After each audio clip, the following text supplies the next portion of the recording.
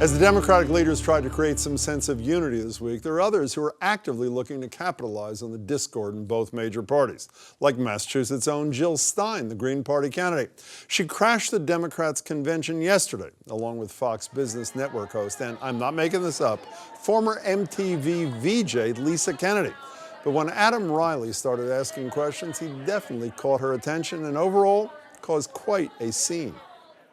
We've seen how the Democratic Party has sabotaged a truly progressive agenda within the Democrats. Are you concerned that you could play the Ralph Nader to Donald Trump's George W. Bush? When I ran for governor in Massachusetts 16 years ago against Mitt Romney, we filed with a progressive Democratic legislature ranked choice voting, which would eliminate fear in the voting process. They are not your friends.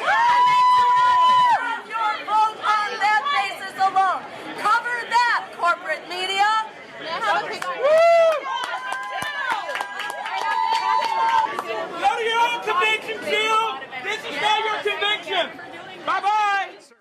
That last man you heard was a Sanders supporter, furious that Stein was crashing the convention and evidently looking to convert some Democratic voters. When she last ran for president in 2012, she got less than 0.5% of the overall vote. But this year, as Adam Riley tells us, the effect of Stein and other third-party candidates could play a big role determining who ends up in the White House.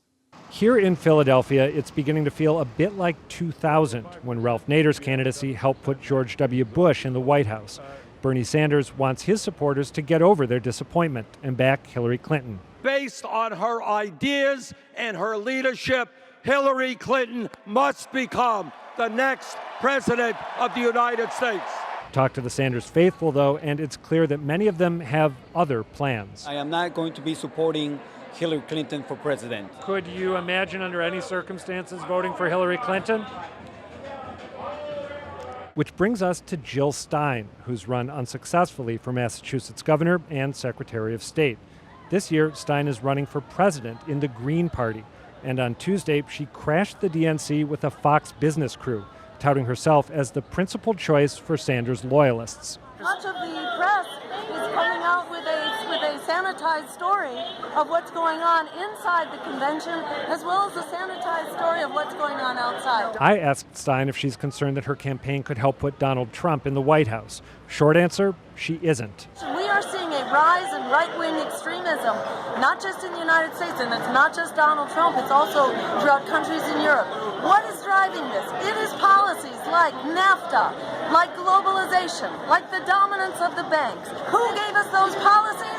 The Clintons were leading the way on those policies. How would Donald Trump be as president? The answer to neo-fascism is stopping neoliberalism. Putting another Clinton in the White House will fan the flames of this right-wing extremism. The response to Stein's cameo was raucous and mostly positive. She was thronged by adoring fans who chanted, "Bernie or Jill, Bernie or Jill."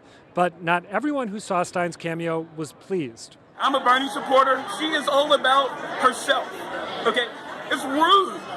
It's the rudest thing I've ever seen in my life. Who does this? So could Stein, or Libertarian Gary Johnson, who's running with former Massachusetts Governor Bill Weld, really change the course of political history? A recent NBC News poll shows Trump leading Clinton nationwide, 41 to 39%, with Johnson at 10% and Stein at 5%. But that's based on polling before the DNC, which may actually have stoked pro-Sanders resentment. Kate Moran of Washington State was one of the Sanders delegates who walked out of the convention Tuesday and staged a silent protest in the media workspace.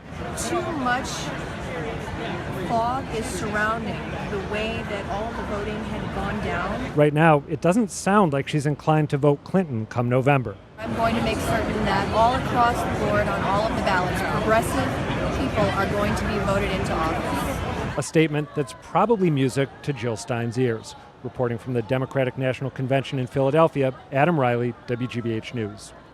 By the way, if you'd like to see Adam's entire run-in with Jill Stein, and you should, we've got a link to the full video at greaterboston.org.